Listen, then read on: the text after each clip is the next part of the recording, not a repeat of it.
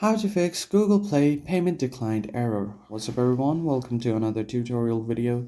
In this video I'm going to show you guys how you can fix if your Google Play payment is declined and it's showing you an error. But before we get started, make sure to head down below to give this video a like and subscribe to our channel. Let's get right into it. So the first thing that you want to do is open up your Google Play Store, and from here you just want to tap on your profile at the top right corner.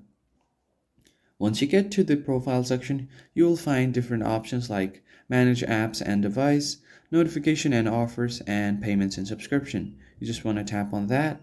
And basically what you want to do is add a different payment method or remove the previous one and change your payment method to something else. So just tap on payment methods. And if you've added any payment methods, it will show up right here. But if you don't see it, then that means you haven't added anything. So basically you just want to add another payment method, like enter your credit card or debit card number, or you can use a different card right here. And after doing that, just give your phone a restart and your error should go away. But if you are still facing the problem, then what you want to do is open up your phone settings, head over to the app section, and here you just want to find your Google Play Store.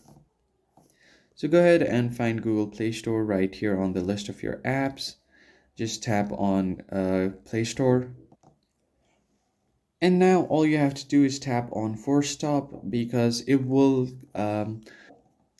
terminate all of the background activities that is going on your device. And after doing this, you can just clear cache off your Play Store and then restart your device once. Once you do that, your problem should be totally fixed. If you found this helpful, hit the like, share, and subscribe button. I'll see you guys on the next one.